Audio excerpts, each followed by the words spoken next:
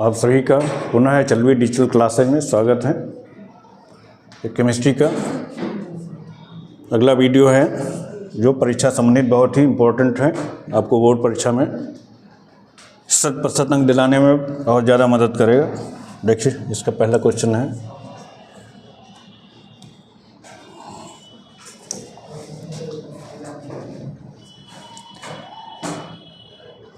A not equal to B not equal to C तथा A alpha equal to beta equal to gamma बराबर 90 degree विमा वाला crystal तंत्र होता है। वैसे क्वेश्चन आपके कोर्स में नहीं है, ये चैप्टर निकल चुका है, लेकिन इसका सही विकल्प होगा चौथा, इसका सही विकल्प है। अगला क्वेश्चन है, तापमान से स्वतंत्र सांद्रता इकाई होती है। इसका पहला ऑप्शन है नार्वलता, दूसरा है द्रव्यमान आयतन प्रतिशत, तीसरा है मोललता, चौथा है मोलरता। तो तापमान से स्वतंत्र इकाई मोललता होती है, इसका तीसरा ऑप्शन सही विकल्प है। अगला क्वेश्चन है, प्रथम कोट की अपक्रिया के लिए वेग स्थिरांक की इकाई होती है। अब प्रथम कोट अपक्रिया के लिए वेग स्थिरांक, पहला ऑप्शन है mole inverse litre second inverse, दूसरा है मोल लीटर की घात -2 सेकेंड इनवर्स, तीसरा है सेकेंड इनवर्स। तो सेकेंड इनवर्स ही इसका सही विकल्प होगा। चौथा विकल्प है mole litre inverse second inverse, तो वेग स्थिरांक का यूनिट सेकेंड इनवर्स होगा। अगला क्वेश्चन है, अगला क्वेश्चन, बेंजल्डिहाइड से बेंजिल अल्कोहल प्राप्त होता है। देखिए बेंजल्डिहाइड से बेंजिल अल्कोहल प्राप्त होता है।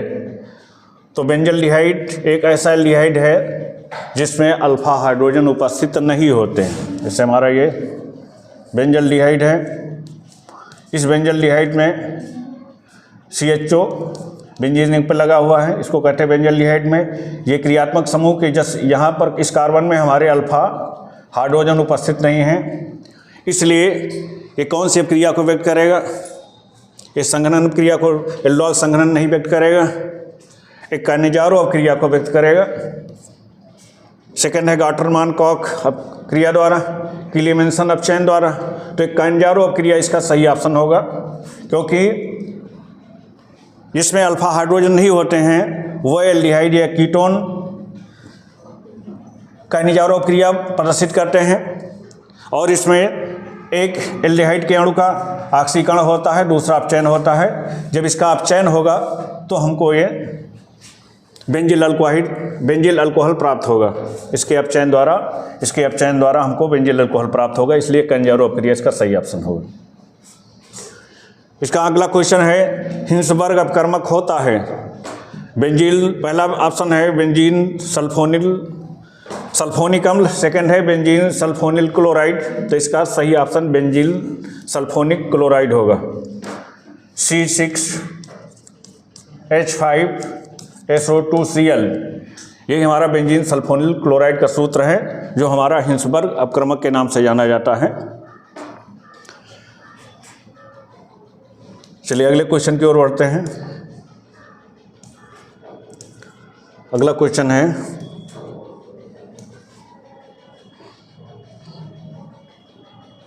निम्नलिखित में से कौन सा क्षारक DNA में उपस्थित नहीं होता है? पहला ऑप्शन है इडेनिन, दूसरा है थायमिन, तीसरा है यूरेसिल, चौथा है ग्वानिन। तो इसका तीसरा ऑप्शन सही है, सही विकल्प होगा। यूरेसिल DNA में उपस्थित नहीं होता है।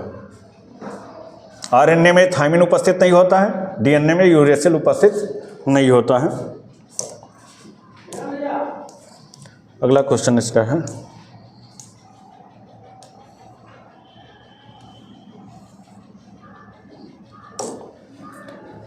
अपक्रिया 2A + B gives 2C + 3D के लिए C के सांद्रण में परिवर्तन की दर 1 मोल प्रति लीटर प्रति सेकंड है। अपक्रिया का वेग ज्ञात करना है एवं ABCD के सांद्रण में परिवर्तन की दर ज्ञात करना है।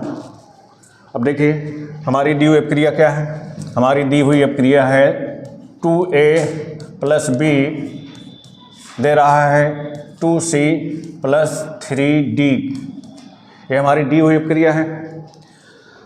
अब इस अपक्रिया के अनुसार हमारा जो अपक्रिया का जो वेग होता है, अपक्रिया का जो वेग होगा, अपक्रिया का वेग, अपक्रिया का वेग, ये अपक्रिया का वेग होगा हमारा, तो अपकारक के रिस्पेक्ट में जब हम लिखते हैं तो अपकारक में हमारे माइनस होता है 1/2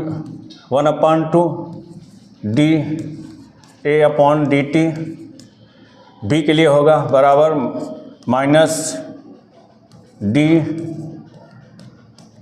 -dB/dt, उत्पाद में प्लस हो जाता है तो ये होगा 1/2 dC/dt, और d के लिए हो जाएगा बराबर 1/3, जो गुणांक होते हैं वो भाग में हो जाते हैं, dC/dt।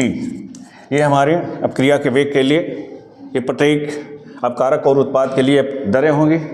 अब इसमें दिया हुआ है d 1/2, सारी ये है 1/3 d, सी लिख गया है, ये होगा d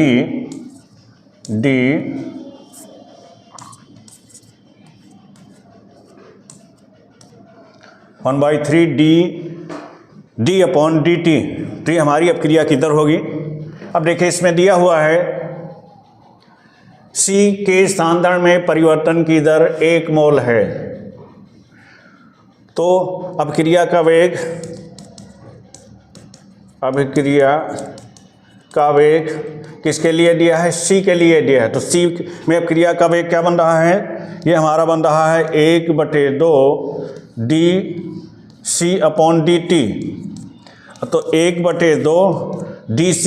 अब C के सांद्रण में परिवर्तन दिया है 1 मोल प्रति लीटर प्रति सेकंड है, तो ये हो जाएगा 1, तो 1/2 पूरे 1, तो ये हो जाएगा 2 से भाग कर देंगे तो ये हो जाएगा 0.5, तो अपक्रिया का वेग हो जाएगा 0.5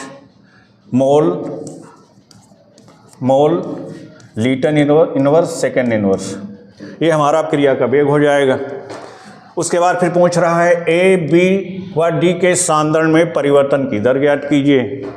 अब हमें सांद्रण निकालना है, अब हमें सांद्रण निकालना है, तो देखिए सांद्रण के लिए ये प्रत्येक वेग प्रत्येक के लिए बराबर होते हैं। अब हमें A के लिए निकालना है तो हम C और D को बराबर कर देते हैं, तो A के लिए हम निकालेंगे तो 1/2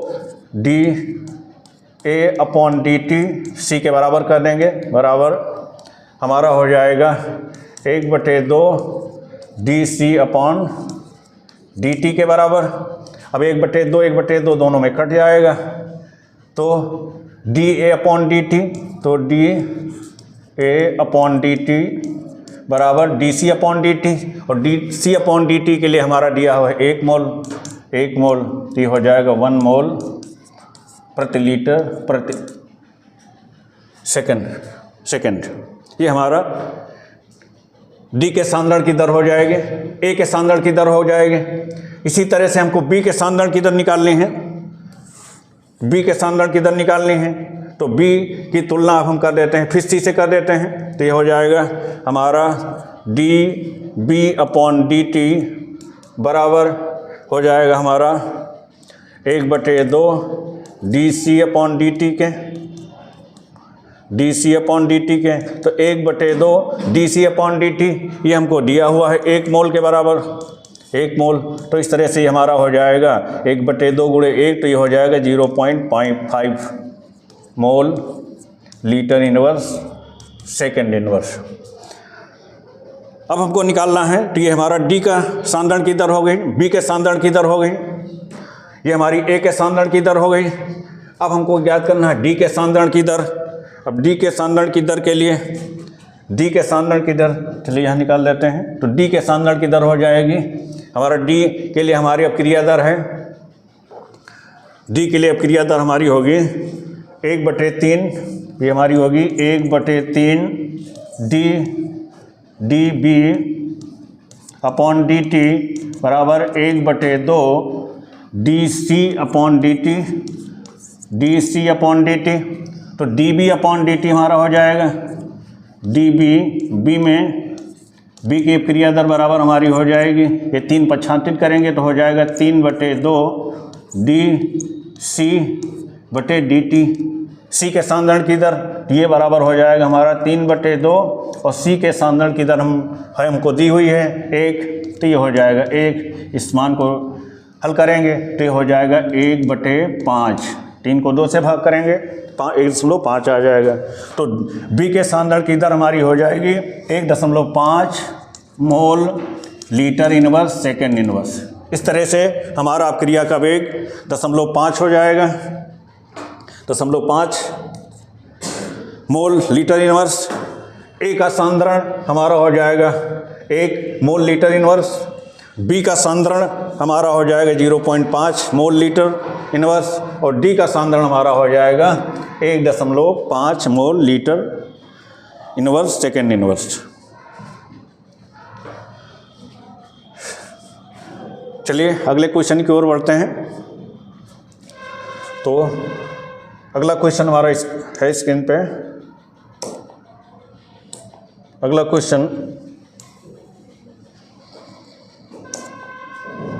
क्वेश्चन है अपक्रिया 2A।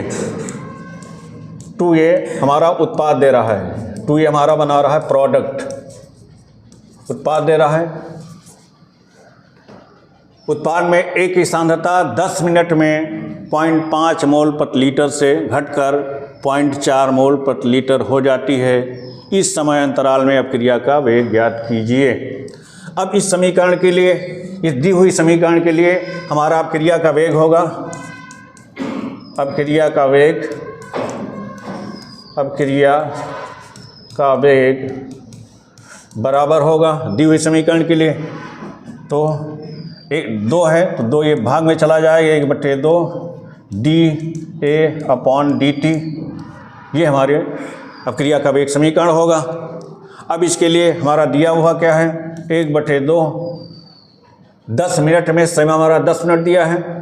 ये जो सांद्रण है परिवर्तन हो रहा है तो इसको हम लिख सकते हैं 1/2 डी टी, ये हमारा 10 मिनट दिया हुआ है, 10 मिनट। और ये जो सांद्रण में परिवर्तन है तो ये हमारा हो जाएगा DA2 माइनस DA1। A2 के सांद्रण से A1 का सांद्रण घटा देंगे तो ये हमारा हो जाएगा 1/2 DA2। अब A2 का सांद्रण हमारा 0.4 मोल है, 0.4 तो 0.4 माइनस A का सांद्रण हमारा है 0.5 मोल है। ये अपक्रिया का वेग अपकारक के लिए माइनस होता है, अपकारक के लिए माइनस होगा तो ये माइनस हो जाएगा, यहाँ भी माइनस होगा तो ये हो जाएगा। और जो हमारा समय दिया है वो 10 मिनट है, ये हमारा 10 मिनट हो जाएगा। तो इस तरह हमारा हो जाएगा 1/2, यहाँ से 0.4 से 0.5 माइनस करेंगे तो ये माइनस 0.1 बचेगा, बटे ये हमारा 10 हो जाएगा। 0 हटा देंगे, अब ये माइनस कट जाएगा तो ये हमारा हो जाएगा 1/2 गुणे 0.1/10। इस 0 को हटाएंगे 0 बढ़ेगा तो ये हमारा हो जाएगा 1/200। 2 को गुणा कर देंगे तो हो जाएगा 1/200।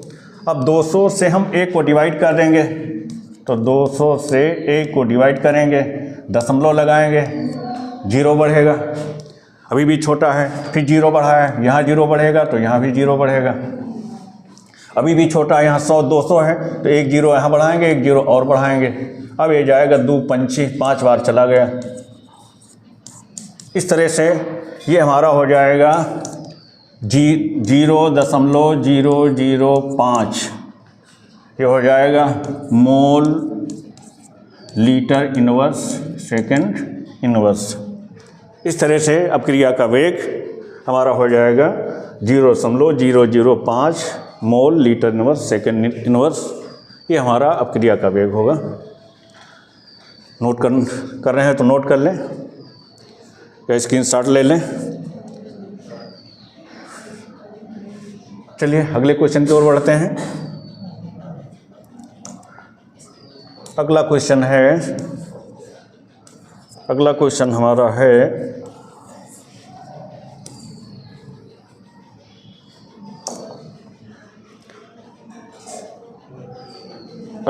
हमारा है अपक्रिया N2O5 gives 2NO2 plus 1/2 O2 के लिए यदि -d/dt N2O5 बराबर K डैश N2O5 के है, d/dt NO2 के लिए K डबल डैश NO2 है, तथा d/dt O2 के लिए K ट्रिपल डैश N2O5 है। तो K dash K double dash K triple dash में संबंध स्थापित कीजिए। तो दी हुई अपक्रिया के लिए अपक्रिया के वेग के समीकरण हम लिखते हैं। दी हुई अपक्रिया के लिए अपक्रिया के वेग समीकरण लिखते हैं।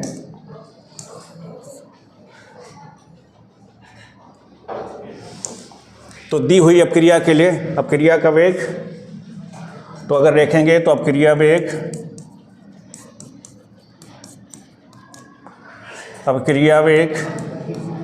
या अपक्रिया की दर हमारी क्या बनेगी? ये बनेगी इस समीकरण के लिए N2O5 तो d/dt N2O5 d/dt N2O5 ये बराबर उत्पाद के लिए ये हमारा माइनस हो जाएगा। उत्पाद के लिए हमारी ये हो जाएगी d/2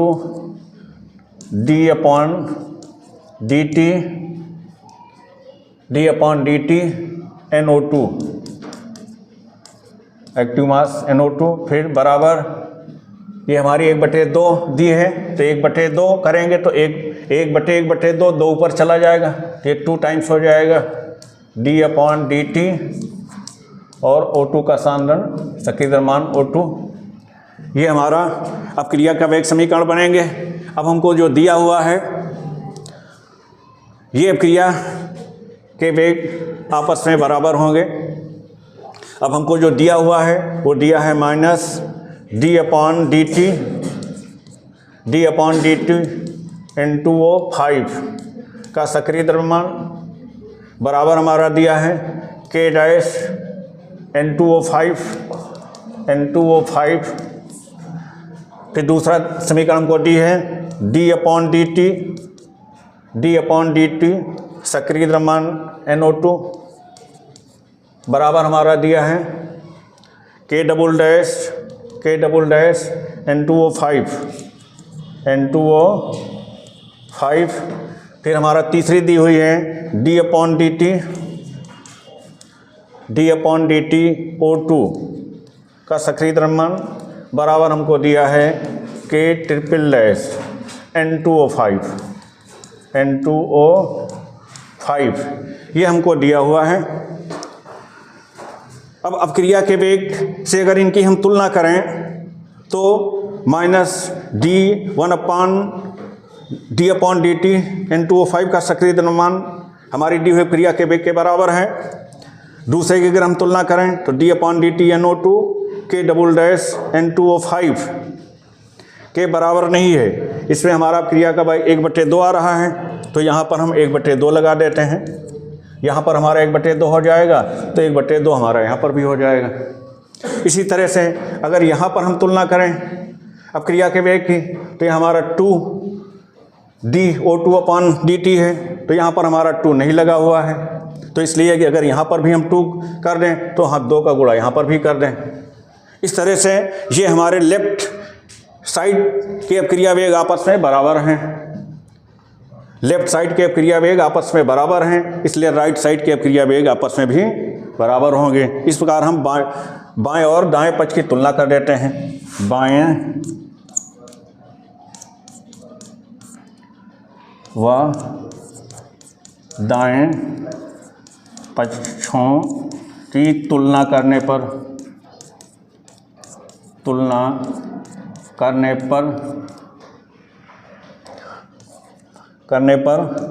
बाएं पक्ष समान हैं, इसलिए इसलिए दाएं पक्ष भी समान होंगे। हमारे बाएं पक्ष बराबर हैं क्योंकि तीनों क्रिया के वेग को निरूपित करते हैं, तो बाएं पक्ष बराबर हैं इसलिए दाएं पक्ष भी बराबर होंगे, इसलिए दाएं पक्ष बराबर होंगे, इसलिए इनको एक दूसरे के बराबर रख देते हैं। इस प्रकार हमारा रख देते हैं K डैश N2O5 का सक्रिय द्रव्यमान बराबर 1/2 K डबल डैश N2O5 का सक्रिय द्रव्यमान बराबर 2 times K triple dash N2O5 का सक्रिय द्रव्यमान।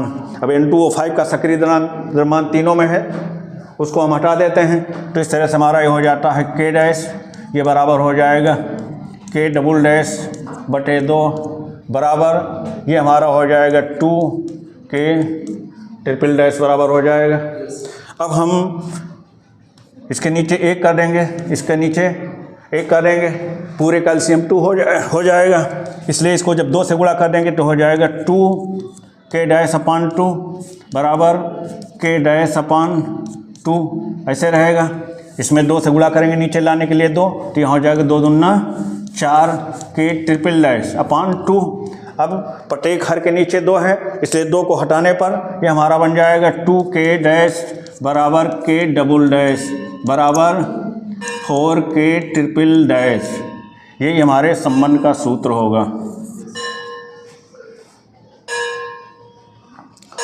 यही हमारा सूत्र होगा 2K डैश बराबर K डबल डैश बराबर 4K ट्रिपल डैश के, ये हमारा संबंध होगा। चलिए अगले क्वेश्चन की ओर बढ़ते हैं। अगला क्वेश्चन हमारा है किसी अभिकारक के लिए एक अपक्रिया प्रथम कोटि की है। किसी अभिकारक के लिए एक अपक्रिया प्रथम कोटि की है, अपक्रिया का वेग किस प्रकार प्रभावित होगा यदि अभिकारक की सांद्रता दोगुनी कर दी जाए। तो हम समीकरण को लिख सकते हैं R इक्वल टू के मान लीजिए हमारा कोई प्रथम कोटि अपक्रिया है A जो कि हमारा उत्पाद दे रहा है, हमारा प्रोडक्ट बना रहा है, तो इसके लिए अगर रेट समीकरण हम लिखते हैं तो R बराबर K और A की पावर। अब हमारी K A का सांद्रण, अब ये प्रथम कोटि अपक्रिया है तो ये प्रथम कोटि अपक्रिया के लिए 1 हो जाएगा। पहली दर मान लीजिए हमारी R1 है, ये हमारा दर R1 है, तो R1 बराबर K, ये हमारा 1 पावर हो जाएगी। फिर कह रहा है क्रिया का वेग किस प्रकार प्रभावित होगा यदि अपकारक की सांद्रता दोगुनी कर दी जाए। ये मान लीजिए हमारा A1 है, अब हमने क्या कर दिया R2, अब क्रिया की अगर R2 हो गई तो ये K A2 हो जाएगा और प्रथम कोटि इसलिए 1 ही रहेगा। अब A1 का सांद्रण अगर हम A1 का सांद्रण A कर लें और A2 के सांद्रण को हम 2A कर दें, तो अगर मान रख दें तो हमारा हो जाएगा R1 बराबर K A का सांद्रण की 1 पावर बटे R2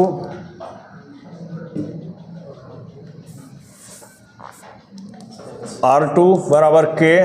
अब A के सांद्रण को दोगुना कर दें तो ये हो जाएगा 2A, प्रथम कोटि इसलिए 1 पावर हो जाएगी। अब इसको हमने मान लिया समीकरण 1, इसको हमने मान लिया समीकरण 2। अब हमने समीकरण 1 को 2 से डिवाइड कर दिया, 1 को 2 से भाग करने पर तो ये हमारा हो जाएगा R1 बटे R2 बराबर हमारा हो जाएगा K A और ये नीचे हो जाएगा K 2A का सांद्रण, ये 2 को अलग कर दिया। अभी हमारा K से K कट गया और A के सांद्रण से A के सांद्रण कट गया, तो इस तरह से हमारा ये आ गया R1 अपान R2 बराबर 1/2। हमें R2 ज्ञात करना, तो हमारा R2 बराबर हो जाएगा कैंची गुणा के द्वारा ये हमारा हो जाएगा 2R1 के बराबर हो जाएगा। तो अगर अब क्रिया के वेग सांद्रता का दोगुनी कर देंगे तो अब क्रिया का वेग भी दोगुना हो जाएगा। तो अब क्रिया की सांद्रता दोगुनी कर दी जाए तो अब क्रिया का वेग किस प्रकार प्रभावित होगा। तो हमारा आंसर होगा कि अब क्रिया की अब कारक की सांद्रता दोगुनी करने पर अब क्रिया का वेग भी दोगुना हो जाएगा। तो इसका आंसर होगा कि अभिकारक की सांद्रता दोगुनी करने पर अभिकारक की सांद्रता दोगुनी करने पर अब क्रिया का वेग अभिक्रिया का वेग भी 2 गुना हो जाएगा। अब क्रिया का वेग भी 2 गुना हो जाएगा। ये हमारा इसका आंसर होगा। नोट करना चाहें तो नोट कर लें, यस स्क्रीनशॉट लेना चाहें। चलिए अगले क्वेश्चन की ओर बढ़ते हैं। तो देखिए क्वेश्चन है, एक एरोमेटिक कार्बनिक यौगिक ए जलीय अमोनिया के साथ उपचार करने एवं गर्म करने पर यौगिक बी बनाता है, जो Br2 एवं KOH के साथ गर्म करने पर और सूत्र C6H7N वाला यौगिक C देता है। ए, बी एवं सी यौगिकों की संरचनाएं एवं इनके नाम लिखिए। अब पहला क्या कह रहा है, कोई एरोमेटिक यौगिक है जो अमोनिया के साथ उपचार करने एवं गर्म करने पर यौगिक बी बनाता है। तो हमारा कार्बनिक यौगिक ए क्या है, तो हमारा लास्ट में हमारा बन रहा है C6H7NH2N, मतलब तो इस तरह से हमारा ये जो यौगिक होगा अमोनिया से जो क्रिया करेगा वो हमारा बेंजोइक अम्ल होगा। ये हमारा बेंजोइक अम्ल है।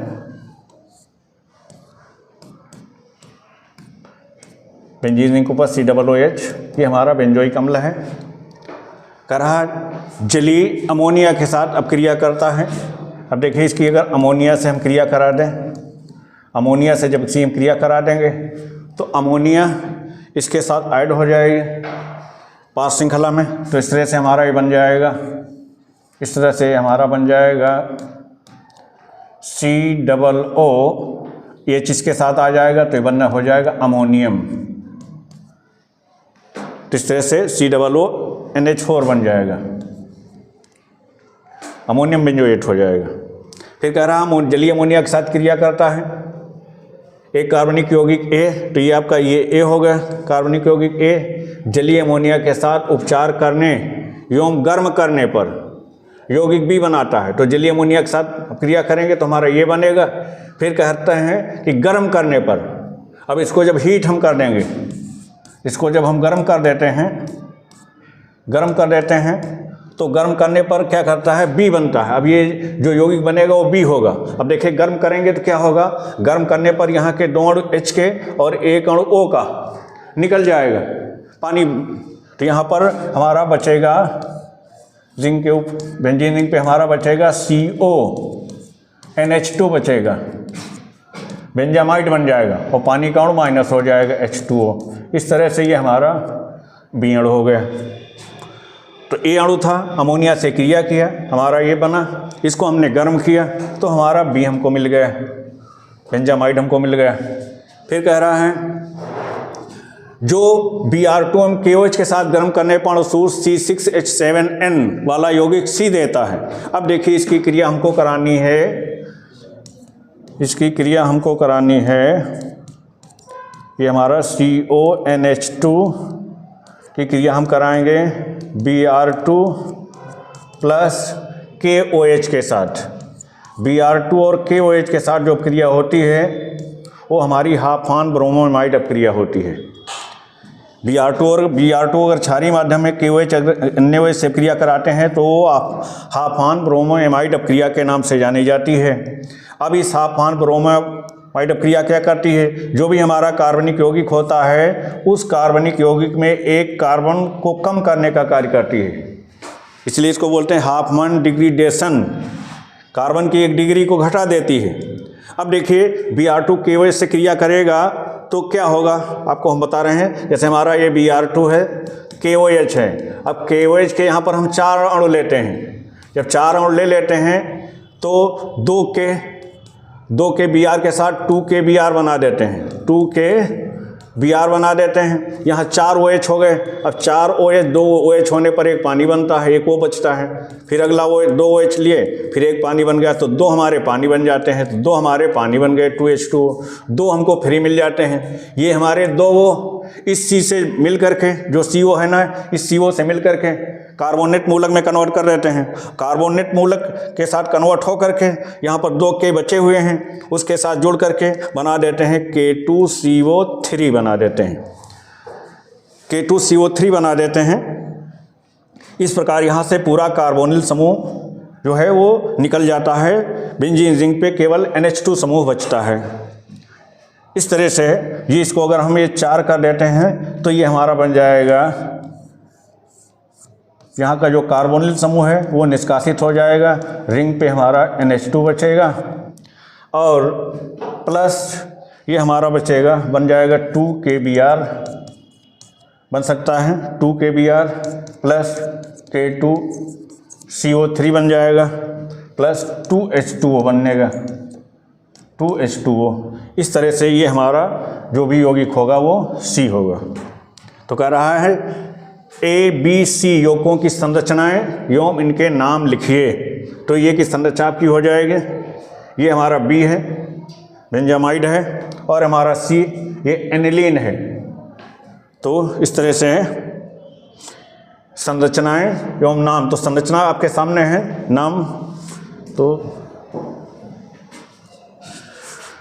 चलिए यहाँ पर लिख देते हैं। यहाँ पर तो A जो हमारा होगा वो बेंजोइक अम्ल होगा, जिसकी संरचना हमारी ये हो जाएगी, ये हो जाएगा COOH।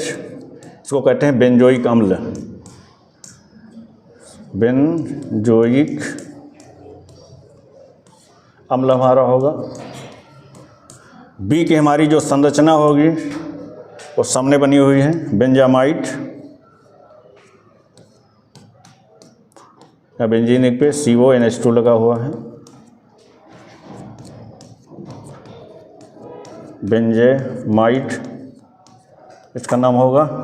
और C की जो संरचना होगी वो एनिलीन है, ये हमारी एनिलीन हो जाएगी। रिंग को बेंजीन रिंग पे NH2 लगा हुआ है, इसको बोलते हैं एनिलीन,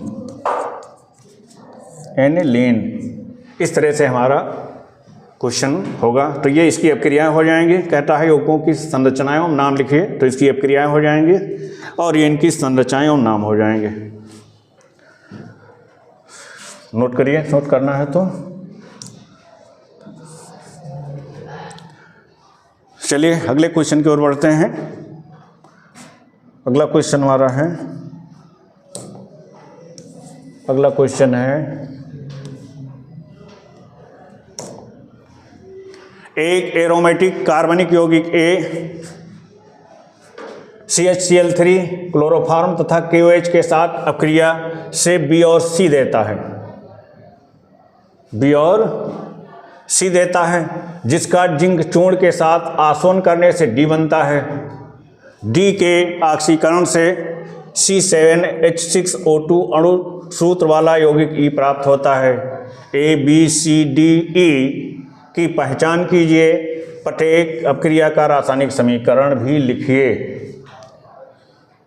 तो देखिए क्या कहता है, एक कोई एरोमेटिक कार्बनिक यौगिक A है जो CHCl3 या KOH से अपक्रिया करता है, तो वो कार्बनिक यौगिक आपका हमारा फिनाल होगा। वही हमारा CHCl3 और KOH से अपक्रिया करेगा, क्योंकि CHCl3 KOH से अपक्रिया हमारी एक राइमर टीवैन अपक्रिया के नाम से जानी जाती है। और राइमर टीवैन अपक्रिया हमारी जो होती है वो फिनाल से अपक्रिया होती है। तो ये हमारा फिनाल हो गया, तो ये हमारा फिनाल है। अब इस फिनाल को हम रिएक्ट करा देते हैं CHCl3 के साथ और KOH के साथ। CH3 KOH के साथ। अब यहाँ पर हम 3 और ले लेते हैं KOH के, क्योंकि हमारे जो है हमारा हेलाइड है, क्लोरीन है, वो 3 है, इसलिए 3 ले लेते हैं। तो तीनों के Cl के साथ निकल जाते हैं। 3 OH हमारे पास होते हैं, 3 OH हमारे पास होते हैं, तो 2 OH से पानी बनता है, एक पानी बन गया, एक OH बचा। अब रिंग पे यहाँ से एक रिंग से यहाँ से एक H निकलेगा। देखिए इसकी रिस्पेक्ट में जो भी जुड़ेगा वो आर्थो पे जुड़ेगा, क्योंकि इसमें हमारा सिग्मा इलेक्ट्रॉन मौजूद है, इसलिए आने वाला ग्रुप आर्थो पे जाएगा। तो यहाँ से एक हमारा H निकलेगा, वो इससे मिलेगा और एक पानी बना देगा। तो कुल मिला के 2 हमारे पानी बन गए, एक O हमारा बचता है। अब यहाँ से तीनों Cl निकलते हैं, तो देखिए CH के साथ 3 Cl निकले, तो 3 Cl में 2 O से पूर्ति कर लेते हैं, तो हमारा ग्रुप बन जाता है CHO, और एक बैलेंसी की पूर्ति इधर बंद लगाने से होती है, तो वो बंद ये CHO ग्रुप हमारा यहाँ से जुड़ जाता है। इस प्रकार हमारा ये CHO सैचुरेटेड हो जाता है। तो इस तरह से हमारा ये जो कार्बनिक यौगिक बनेगा ये हमारा हो जाएगा, यहाँ तो हमारा OH है और इसके स्टेज पे यहाँ लग जाएगा CHO, या हमारा CHO हो जाएगा। जो ग्रुप आर्थो डायरेक्टिंग होते हैं वो पैरा डायरेक्टिंग भी होते हैं, इसलिए CHO ग्रुप पैरा स्टेज पर भी लग जाएगा। तो इस तरह से यहाँ पर OH और इसके पैरा स्टेज पर भी हमारा CHO लग जाएगा। तो ये हमारा हो जाएगा, इसके रिस्पेक्ट में आर्थो पे है, तो ये हमारा हो जाएगा आर्थो हाइड्रॉक्सी बेंजल्डिहाइड, और ये हमारा हो जाएगा पैरा हाइड्रॉक्सी बेंजल्डिहाइड। नाम लिखने को तो कह नहीं रहा है, नाम नहीं कह रहा है। तो ये हमारा होगा आर्थो हाइड्रॉक्सी बेंजल्डिहाइड और ये हमारा होगा पैरा हाइड्रॉक्सी बेंजल्डिहाइड। अब कह रहा है, तो इस तरह से हमारा ये यौगिक A हो गया, ये हमारा यौगिक A हुआ। क्लोरोफॉर्म और KOH के साथ अब क्रिया करने पर B और C देता है, तो ये हमारा B और C हो गया, जिसका जिंक चूर्ण के साथ आसवन से D बनता है। जिंक चूर्ण के साथ इसका अगर आसवन करा दें, इसका अगर आसवन करा देते हैं जिंक चूर्ण के साथ, Zn के साथ आसवन करने पर, तो Z1 के साथ आसवन कर देते हैं, तो देखिए जो OH होता है वो O Zn से के साथ चला जाता है, ZnO बन जाएगा। बचा हुआ H बेंजीन रिंग में इस कार्बन को सैचुरेटेड कर देगा, तो केवल और केवल रिंग पे हमारा CHO ग्रुप ही बचता है। यही काम इसमें भी होगा, इस OH का O निकल जाएगा, H रिंग कार्बन को सैचुरेटेड कर देगा, केवल हमारा CHO बचेगा। इस तरह से हमारा केवल रिंग पे CHO बचता है, अर्थात हमारा बेंजल्डिहाइड बन जाता है CHO। इस तरह से फिनाल की क्रिया जब हम क्लोरोफॉर्म के क्षारीय माध्यम में कराते हैं तो हमारे पैरा हाइड्रॉक्सी, आर्थो हाइड्रॉक्सी और पैरा हाइड्रॉक्सी बेंजल्डिहाइड बनते हैं। उनका जिंक चूर्ण के साथ आसवन करते हैं तो हमारा बनता है बेंजल्डिहाइड, तो हमारा बनता है बेंजल्डिहाइड बन जाता है, जिसका जिंक चूर्ण के साथ आसवन करने से D बनता है, तो ये हमारा D हो गया।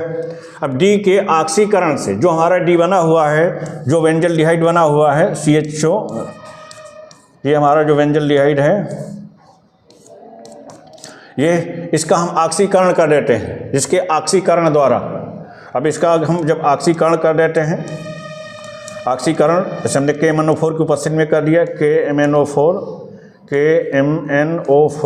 H2SO4 की उपस्थिति में हमने इसका ऑक्सीकरण करा दिया, तो एल्डिहाइड ग्रुप ऑक्सीकृत हो करके कार्बोक्सिलिक अम्ल में बदल जाता है। इस तरह से ये हमारा कन्वर्ट हो जाएगा, ये हमारा हो जाएगा COOH में हमारा बेंजोइक अम्ल बन जाएगा। तो बेंजल्डिहाइड का ऑक्सीकरण कराएंगे, बेंजोइक अम्ल बनेगा। इस तरह से हमारा ये बन जाएगा E, ये हमारा हो जाएगा E। तो ABCD तथा E की पहचान कीजिए, तो पहचान कीजिए। अब A हमारा जो है ये हमारा फिनाल है, ये हमारा फिनाल है, ये हमारा फिनाल है। फिर B हमारा होगा पैरा आर्थो हाइड्रॉक्सी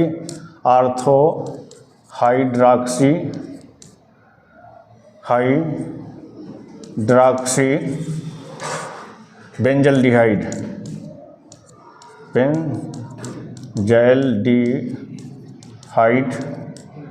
होगा हमारा ऑर्थो हाइड्रॉक्सी पर।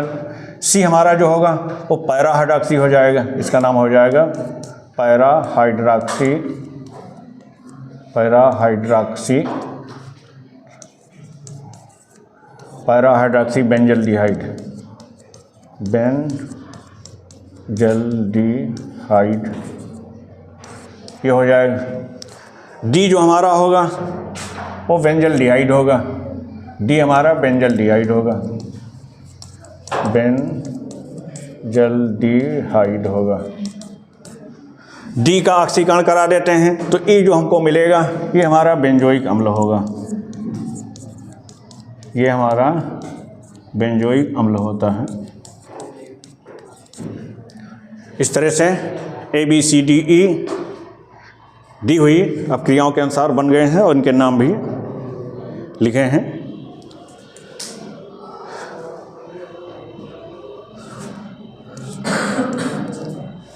नोट कर लीजिए। तो हमारा आखिरी क्वेश्चन है, फिर अगला नए वीडियो में।